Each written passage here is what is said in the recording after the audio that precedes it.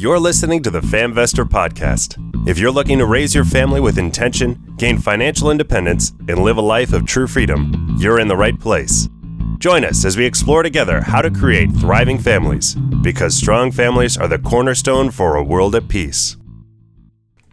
Hello, everyone, and welcome back to the FamVestor podcast. I am very excited today because we have, for the first time, a three-time guest. So it's kind of like a two-time guest on the FamVestor podcast, but if you go to our YouTube channel, you will see this premier guest for the first time while we were riding on bicycles doing a live interview. The Valen Venture vlog, we called it way back when. So anyway, Jonathan, Jesper, welcome to the show. Hey, thanks for having me. Yeah, so for those that don't know, please go back to episode 12 of the FamVestor podcast where we talk all about Amazon FBA. You know, Jonathan has a multi-million-dollar Amazon business selling products. So if you don't know anything about Amazon FBA, maybe we'll touch on it slightly on this podcast, but check out episode 12. We'll give you everything you need to know on, what the basics of running an Amazon FBA business is. And just how much freedom that enables. And that's, the freedom it enables is kind of what we're going to be talking to Jonathan about. Because, Jonathan, I don't know, I think he was telling me about this earlier, but just recently I recognized, he lives in Puerto Rico for half the year. And you would think, an item-based business where you have all this inventory and that, how can you live across in the U.S., I guess, a U.S. territory, but how can you manage that? And yeah, the beauty of Amazon is you don't actually have to touch products. Jonathan, when was the last time you had inventory in your possession or your house? Oh man, we one time recently had we set this long-term, if something doesn't sell in a year, ship it to my house. And I forgot about it. Next thing you know, I literally get 20 packages in my door. And at first I wasn't expecting this. So at first I thought, oh man, gifts, Christmas, this is great. Yuri, did you order this stuff? No, you didn't order. Great. This is someone loves us. Then I opened it up and saw my product and I'm like, oh shoot. I forgot to change that setting. And literally, so I got over the next week, I just got 2-3 boxes every day, sometimes 8 boxes. One time a truck pulled up. I'm like, oh no. And I got tons of product. But besides that, that was a good reminder. Before that, I didn't touch a product in years. And it's I kind of forgot to be grateful. Yeah. And when that product came and I had to do something with it, I was like, I'm grateful for how things normally are. Right. I usually don't have to touch products. Right. How many products a day are you selling on average? So currently we're on a bit of a business challenge, but a few months ago, we were between 800 and 1,200 units a day. Oh my goodness. Oh, nice. Just imagine, shipping out 800 to 1,200 units of product a day. So that, 1,000 units a day. So in 30 days, you need inventory just for a month's worth of supply of 3,000 products. No, sorry, did I do that right? No, 30,000 products, which is insane to house all that. And then not to have to touch any of that and just have, Amazon's fulfillment centers do all that for you is just miraculous, really. Yeah. Yeah, so anyway, Jonathan, let's talk about Puerto Rico. You live in Puerto Rico for, I think you have to live there at least 183 days, right? Half the year plus 1 day. It's technically not true. You have to be there 1 day more than the U.S. So that 183 days assumes you're in the U.S. the other days.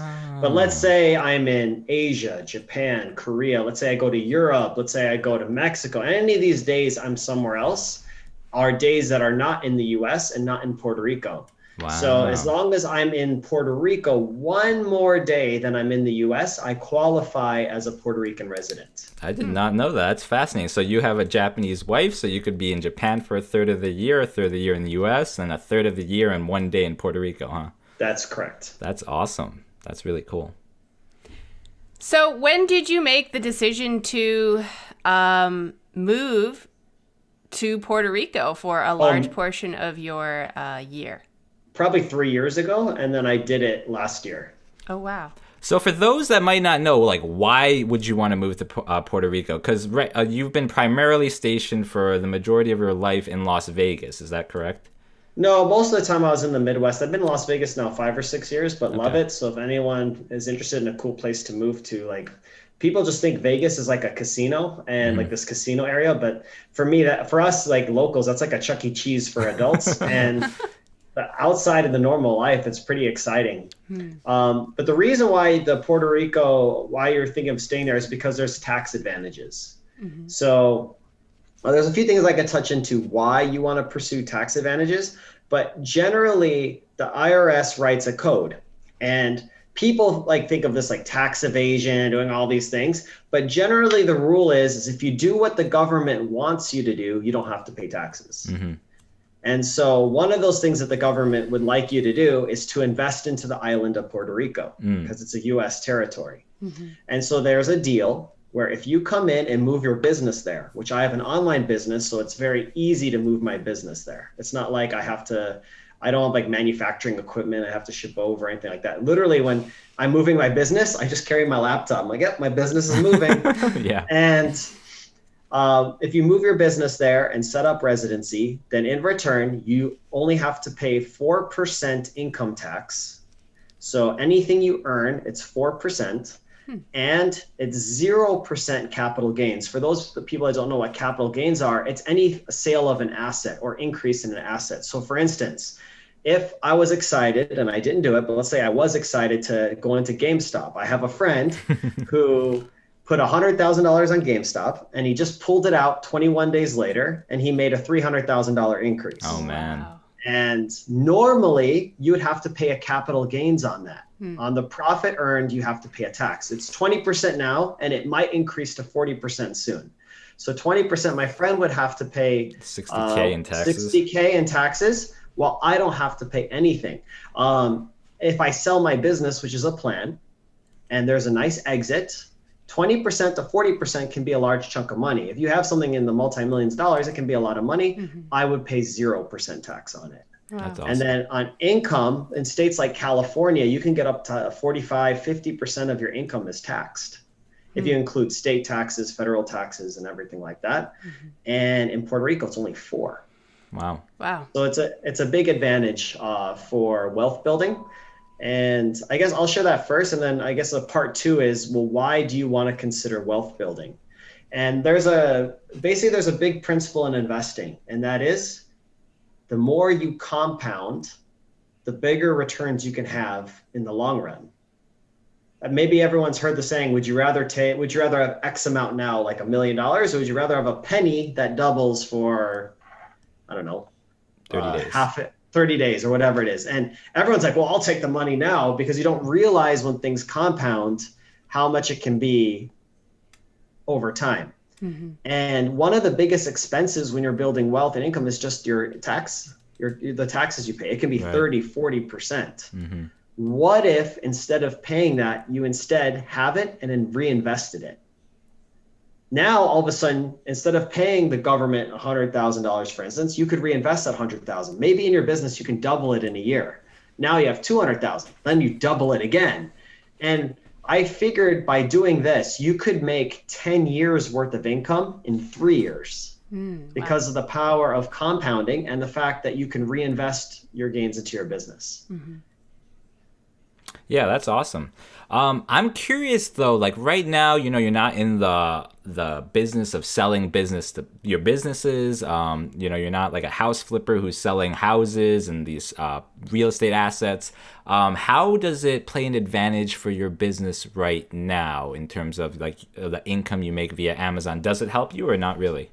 Oh yeah, for sure it does. My taxable income, currently I'm going through a challenge. So right now it's not as big of a hit, but last year it would have been pretty substantial, and everyone has their own number, but you basically look at the amount of money you'll save in taxes and you're like, is it worth it for me to be in Puerto Rico and save that money? And for me, it definitely was. And my plan is to exit a business at some point in the near future. And at that point too, it's going to be a big savings. And that's just because of that 4% income tax you pay in Puerto Rico as opposed to what you would pay in mainland US. Yeah. Correct. And I don't know if you guys have specific questions, but basically when people hear about Puerto Rico, they think of like kind of this third world country, right. But it's a US territory. You go there is things that it's still a developing country, but it's not like Honduras or some of these other countries we think of. It has Costco. It has Walgreens. It has Walmart. You spend US dollars. You spend US dollars. You don't even need a passport to go there. Right. It's a tropical island. At some point, some people, they're like hesitant, like, should I go to Puerto Rico? And I ask them, I'm like, listen, I know the size of their business. And I'm like, what if I offered you, and I said, hey, I will let you double your business. You don't have to spend any money and you don't have to do any work.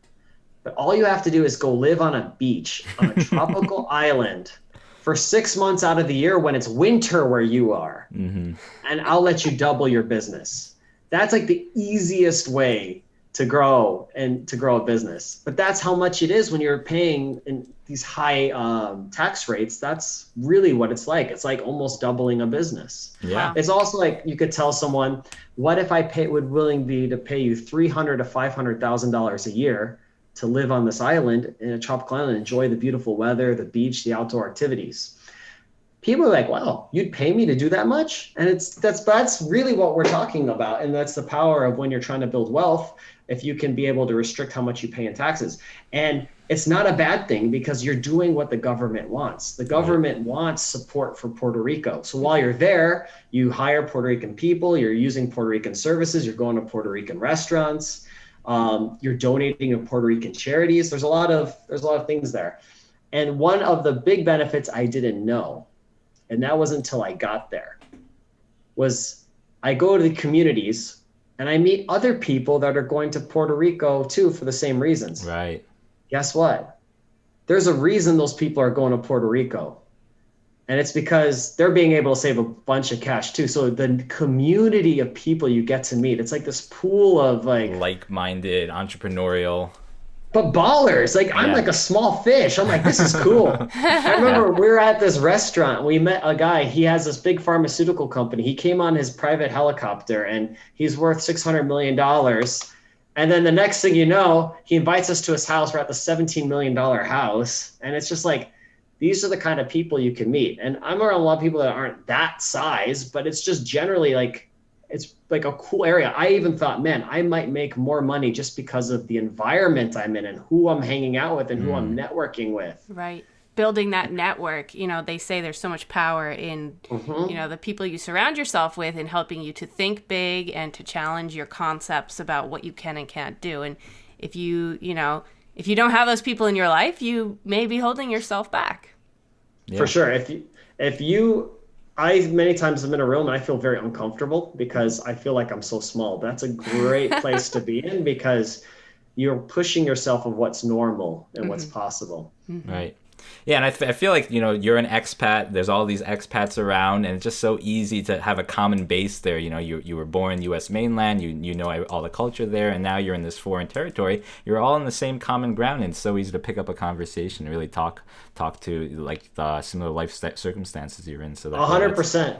That's so and cool. there's more reason to do it because it's kind of like when you see people in the U.S. like they're like, "Oh, you're Korean. I'm Korean. What part of Korea are you from?" And then it's like that common base, right? Yeah. But if I would walk up to these people in L.A. or Las Vegas, they'd be like, "Why are you coming up to me?" Right, you're one in a million. Who are you? But all of a sudden, it's because it's like, "Hey, I'm in Puerto Rico for this reason. You're in Puerto Rico for this reason." It's almost like, "Yeah, let's be friends." Yeah, that's so cool.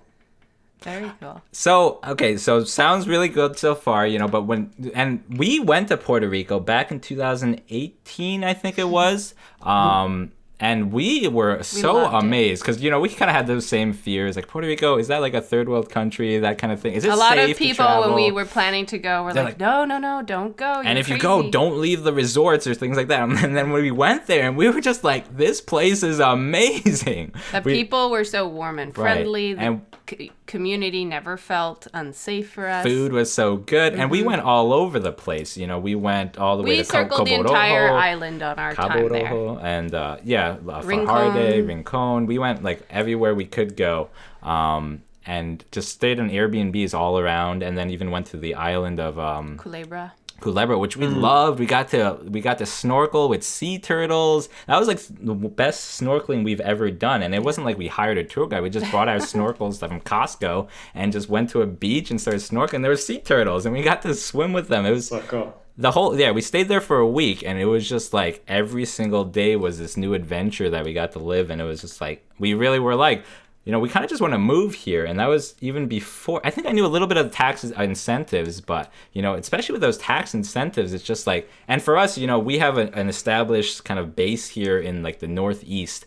And it's like a 5-hour plane ride to go from like New Jersey to Puerto Rico, something like that. So it's not crazy. It's really cheap too. I think like average fares I'm seeing is like $180 round trip or something very low and manageable to go back and forth, like, for a weekend, even if you wanted to. So it just seemed like so many advantages. But, thinking like, okay, we've been born here. We have this community base. We go to this faraway place. Maybe, it's a good standard of living there too.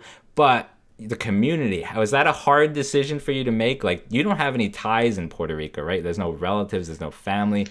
Yeah, how was that transition? That process, yeah. I mean, we're generally, my wife and my family, we love adventures, but I have a good base here too in Vegas. We have like our friends. I have my people that help run my business are here. Everyone's like family. If it's really like I had to choose being in Vegas or Puerto Rico, it's not even like it's close. It's Vegas. The summer it gets too hot, so I usually leave for 2 months anyways. So that's the point that got me to even think about Puerto Rico, because like I'm gonna leave 2 months. If I just stay 4 more, I don't have to pay taxes.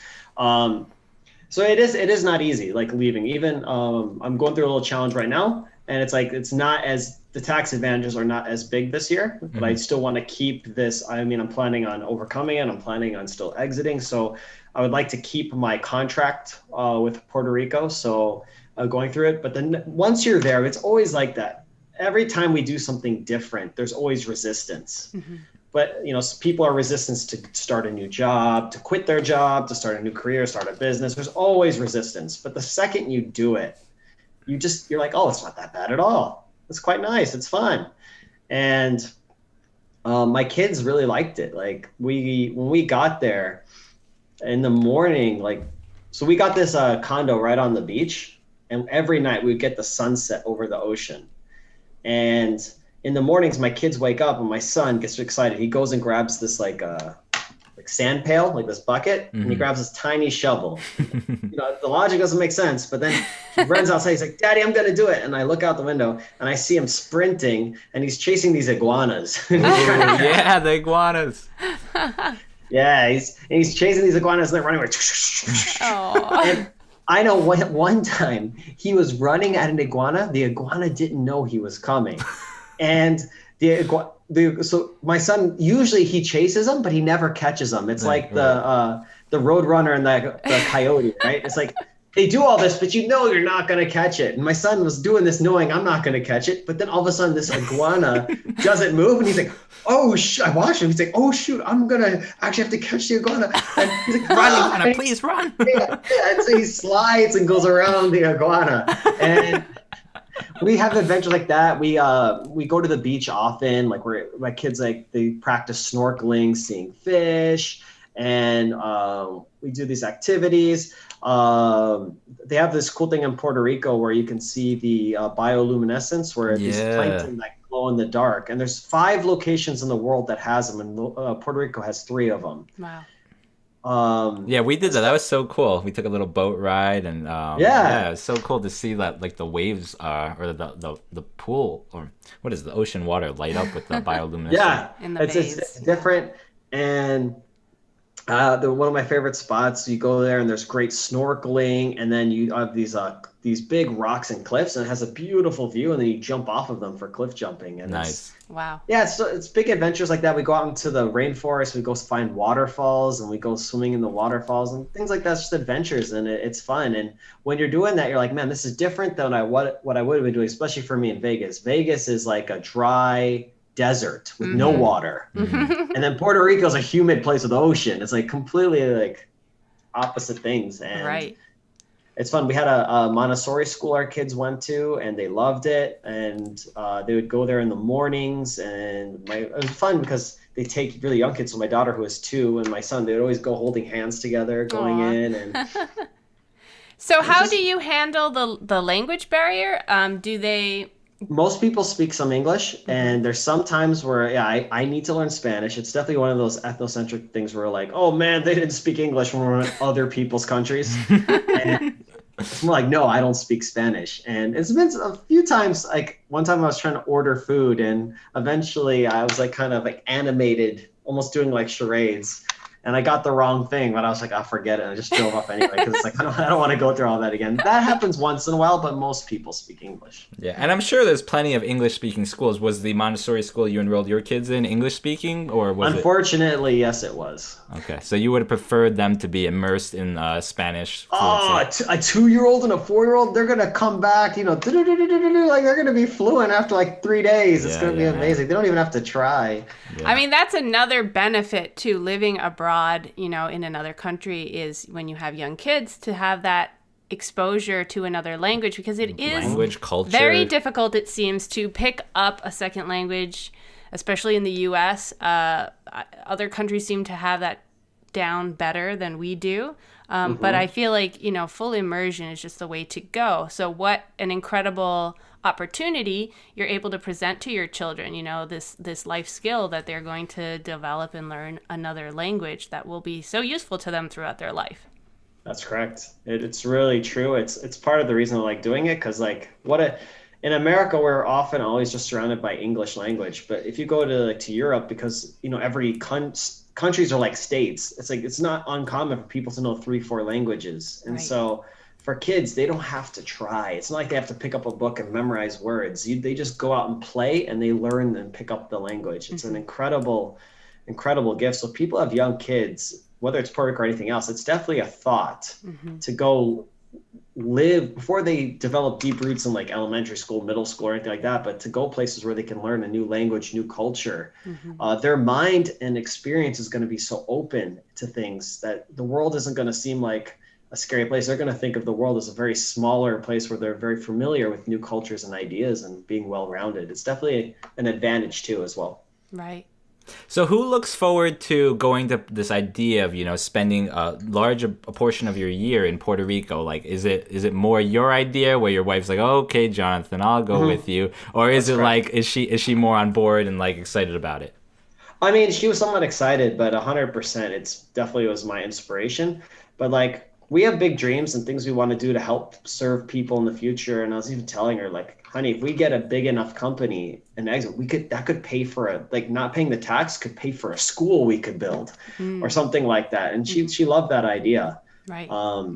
It took me a long time to get to a certain level, a lot of failures, a lot of adversity, and I'm still going through adversity. And I'm very much like cognizant of like what it took, where I came from, what it took for me to get to a certain level, and being able to just, save that money, reinvest and grow quicker.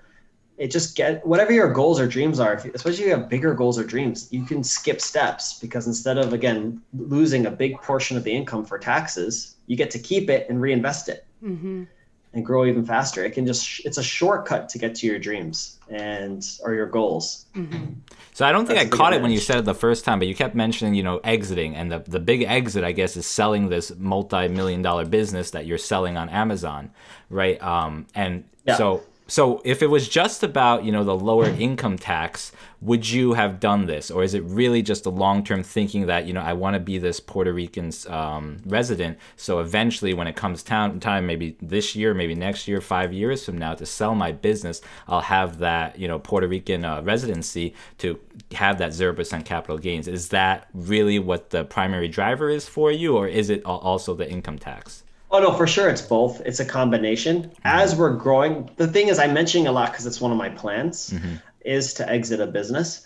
And but as you're making higher income levels, that paying all that tax hurts. Right. But also when you exit, it's generally people, when they buy a business, they're buying multiple years of earnings at once. And they could be anywhere in Amazon business. It could be anywhere from 3 to 5 years and even 5 to 10 years worth of earnings. So when you have to pay tax on all those earnings at once, it's a big sum. And if you can save it and pay zero, it's like you're getting years of work back. Right. So if you sell a business, let's say for a 5x multiple, so 5 years of earnings, and let's say now it's 20%, but I think with Biden, there is a chance it's going to go to 40%, which is almost half of it. So if you got, at 5X and you were able to save 20%, it's over a year of earnings that you would just get to save, that you didn't have to work for and you get up front. Like you didn't have to wait that year to earn it. And if it's at 40%, then it's almost 2.5 years. Wow. That you save. Yeah. So we didn't go so much into the nuts and bolts of, what you actually have to do. Like, I've heard you have to own a house in Puerto Rico, or maybe you could rent a house in Puerto Rico. I don't know what it actually is. What else kind of goes into this residency to have this tax exemption? There's like a specific tax code, right? It's like, used to be called like Tax 20, or I forget what it was. Act 20, Act 22, and now I think it's combined as an Act 60. Yeah. Right. So it always changes. So the rules are changing, the amounts are changing, but when you get in your contract, for right now, they tried to change what the contract is, and people really rebelled on it. Like you can't just change a contract after you made an agreement. Right. So you like grandfathered in, sort of. Sort of, yeah. So I did my business with certain requirements. Now you do have to purchase a house. I do not have to purchase a house. I can just rent, but now you do have to purchase a house. However, if you purchase a house in certain neighborhoods, especially if this tax rate capital gains does go from 20 to 40%, the amount of people that are going to come to Puerto Rico is already increasing. Already more and more people are talking about it because they hear it's not bad. It's actually fun. And these huge advantages, the real estate prices are just going up and up and up and up. So if you do buy a house now, there's a good chance in 3 to 4 years, it increased at least 50% in value. But yeah, you have to do that. So when you go there, the one thing you have to do is So just to play this out, if we we bought a house tomorrow for $200,000, it increases to $500,000 3 years from now. I sell it. I wouldn't have to pay capital gains on the $300,000. No capital gains. That's right. That's so awesome. My friend bought a house a year and a half ago for $1.4 million, and he now got offers for $3 million for that house in a year and a half. Wow. So he paid maybe a few $100,000 on the house, but then in the increase of the value, just because of how much people want real estate right now in Puerto Rico, he made a 1.6 million increase, and that's a great deal. That's awesome. So yeah. So to finish your guys' question about what's needed, so the house is one. The second thing is you have to form a Puerto Rican entity. It does cost money. It costs legal fees. You need your CPA fees. You need to have everything structured correctly. So you want to make sure all your I's are dotted, your T's are crossed. You need to do that. You need to donate $5,000 a year to a charity in Puerto Rico, and you're going to have to pay yourself some kind of salary and pay the Social Security and the normal income taxes on that amount. So it's not, at some point, if you're making, let's say, like $100,000, it's probably not worth it to save $20,000 in taxes, because you're going to spend a good amount of that just to get over there. But if your income is getting 300, 400, 500, 600, 700, 800,000, there's always a number, but then eventually that number comes where, even though you're spending money to set everything up, the amount you save is worth spending time in a tropical island on a beach with other entrepreneurs, like-minded people, networking. It's like, yeah, it's worth it to do it. How do you feel about the weather? I guess I'm curious about that question, because I do know that, there's been a lot of difficulty in recent years with the infrastructure due to all the terrible storms that they've had and so forth. And, for me, when I think about living half a year in a place, I want to know I'm going to be safe, my house isn't going to get blown over tomorrow and so forth. So that's always been a fear on my mind. How do you handle that sort of challenge? So everything has its pros and cons, right? We talked about I was selling all the pros of Puerto Rico. There is some cons, and weather can be one. However, the hurricane season is a certain time of year. Generally, I think around late July through September, maybe October. You can structure when you're in Puerto Rico. That's the other thing where we got to just really emphasize with this tax structure. It's if you love where you're staying. Let's say especially people in California. I'm like, okay, it's not like you can't live in California. You can still be in California half the year, but you don't have to pay any of the California tax. And so you get to be other places. You can structure it where you're not in the hurricane season. Now we are in there during the hurricane time, and recently they had a big hurricane a few years ago. It really hit the island hard. Now, if you are an expat or those kind of things, you're not fully integrated there. You can just, if you see a big hurricane coming, you can just buy a plane ticket and go somewhere and wait for it to pass over and then come back. But for a lot of people it is. But the one thing is that big hurricane that they had, Hurricane Maria, statistically, it only happens once every 50 years. Mm-hmm. So are there hurricanes and storms? Yes. Does your power go out? Yeah, your power goes out sometimes. That's one of the things you just got to get used to. Last season we were there, the most we were without power was 3 hours. It only happened a few times. We had one big storm, but nothing really happened. Mm-hmm. And we'll see next year. But yeah, could something happen because we're there during the hurricane time? Absolutely. The odds are, though, we're not going to have a huge one like Hurricane Maria, which people think about. That thing just hit the island hard, and is why they want to do this tax incentive, because basically how it works is you need a business. Also, the other thing, if you have a brick and mortar business in the US, you cannot qualify to be in Puerto Rico. What you need is the money to come from the US or another country into Puerto Rico. So for my Amazon business, people are buying products in the US, but then Amazon's depositing that money into the Puerto Rican bank account.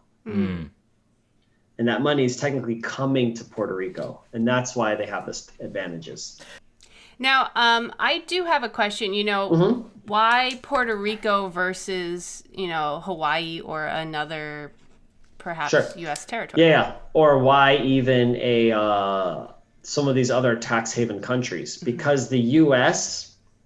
is a unique country that even if you go live somewhere else, if you are a U.S. resident, you have to pay U.S. taxes. So if you would go live in some other country that has like this tax law, the U.S. is still coming after you. Yes, you don't pay you don't have to pay taxes in that country, but you still have to pay the U.S. taxes. There's only a special agreement between the U.S. and Puerto Rico because Puerto Rico is a U.S. territory, where there's this agreement that, hey, if you move your business, invest into Puerto Rico, then you pay the Puerto Rican tax, which is 4%, and you don't have to pay the U.S. tax. Interesting. But yeah. So what is Hawaii the rule, and everything else? Go ahead. What is the rule? Because we're talking all about federal income tax, but what is the rule with state tax? Like, how does that work with the state, Nevada? You don't pay this. You don't. Well, because I'm not a resident of Nevada anymore. So like my driver's license is Puerto Rico. I couldn't vote for a president this election, which I didn't mind. I don't usually vote, but this is my voter ID card. It's Puerto Rico. So when I'm in Las Vegas, I'm actually like visiting Las Vegas, but I'm a resident of Puerto Rico. So I don't have to pay the state tax. Okay. Do you have to get any special, I guess because it's a U.S. territory, you don't need to get visas or whatever to come back for. Correct. No, you don't. You don't need a passport. A bunch of us But even if you got your passport in Puerto Rico, it'd be a standard U.S. passport. Correct. And I think the Bahamas or something, they sent out during the pandemic, they sent out this offer for people to come social distance in the Bahamas. And it got very popular because the Bahamas is known as this very magical island where you can visit and the ocean. What people don't realize is Puerto Rico is only 2 islands away from the Bahamas. It's very close. It's a 10-15 minute airplane flight. But if you go to Puerto Rico, which has the same ocean, you don't have to pay any taxes. And so I think they think about Puerto Rico, there's this connotation of it being a less desirable place. But when we were there, I was talking to some of my entrepreneur friends who were like, man, we should invest in Puerto Rico because other places you have to have a passport to go there. But Puerto Rico, you just go like it's another state. Yeah, no, we were so amazed with. We really loved it. Yeah, totally. I'm curious. Come be my neighbor. Yeah, we want to. When he told me that you moved there, I was like, wow, okay, I'm definitely open-minded to this idea now, because we've been talking about it for like 3 years now. Ever since we visited, there was this 4 family in Puerto Rico, and I think there's other also, like if you invest in real estate in Puerto Rico, there's other tax incentives too towards that end, and so we were considering we were very strongly, but we were like, we don't know anyone, and yeah.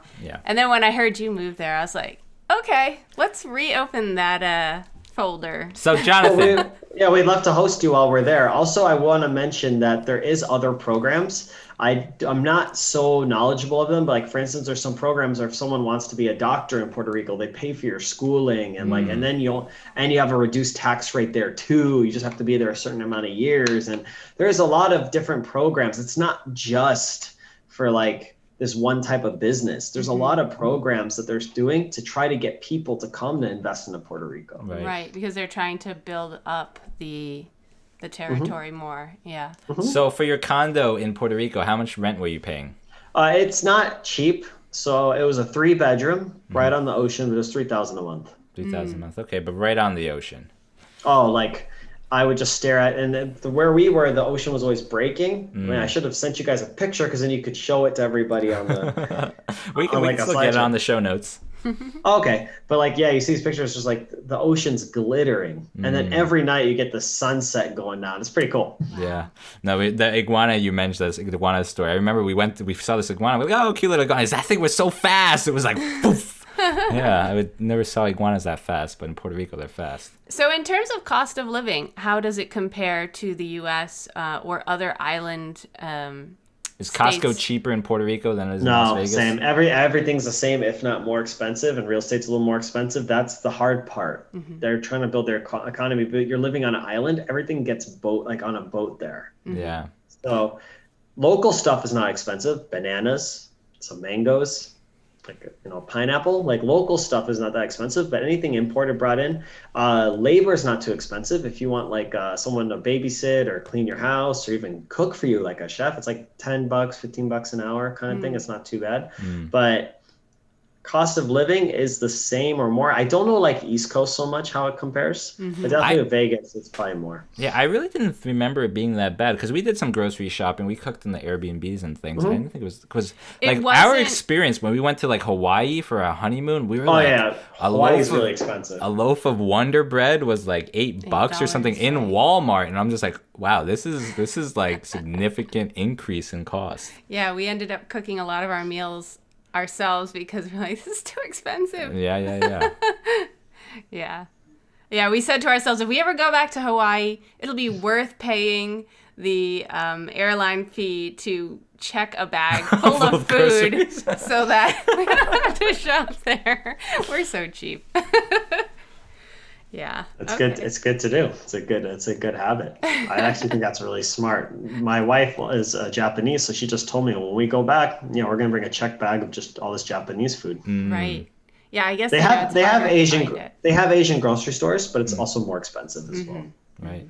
Now, how do you handle healthcare there? Basically right now I need to get health insurance for there. Yeah, healthcare, I'm not sure. I haven't had anything, but my wife is pregnant. We're expecting our baby in June, so it's probably going to be born. Yeah, it's probably going to be born in a home birth in Puerto Rico, and so I do have to figure out. I don't have the healthcare one figured out yet. Wow. Okay. So right now you have what are the ages of your 2 kids? My daughter's 2. My son just turned 5 a few days ago. Wow. Congrats, Awesome. Jonathan. Going to be a family of 5. That's great. It's lots of fun. That's right. Yeah, you guys are always ahead. So I guess if we have another one, then maybe you'll have another one. And just go for twins, man. That's what you got to do. As if you can control that. Okay, Jonathan. Well, it's been really nice chatting with you. Definitely gave us a lot of food for thought. I'm honestly pretty excited about this idea. I want to look into it a lot further. And if you're listening and you like what you hear, I definitely encourage you to do more research. But I think we got the basics and fundamentals down here. So I really thank you for your expertise and just sharing your journey in doing such a grand decision for your family to go explore a foreign land. I guess I shouldn't say foreign land. It is the U.S., but still a faraway island. And just seems like a really cool thing. And just thanks so much for sharing your journey with us, Jonathan. And if anyone's interested, they want to know more, let me get the name of my CPA who Sure. can answer all the questions, because Jerry's like, okay, well, how do I find out more? So the company is called Strategic Financial Solutions, and the CPA's name is Ricky Rodriguez. So Strategic Financial Solutions, Ricky Rodriguez. And you'd highly recommend him? You vetted a lot of sources, or he was like the first guy you picked? It's not, first one, because all my friends use them. And it's like this community, it says he's just like the go-to one, and no one's had a problem. So it's like, well, if it works for all them, that's one thing I'm really like, if successful people are doing it and they're not having a problem, just do what they do, model what they're doing. And his email is ricky@sfshub.com. And so if anyone's listening to this, they're like, dude, I want to do that, and you need to get in contact, that's a great contact for you to do. Okay, we'll put that in the show notes as well. Jonathan, if people want to contact you because you're so cool, can people do that, or you want to be anonymous here? No, Facebook is the best way to find me, Jonathan Jesper. Just send me a message, and that's the best way to do it. And happy to answer any questions. Awesome. Jonathan, thank you so much for coming on the show.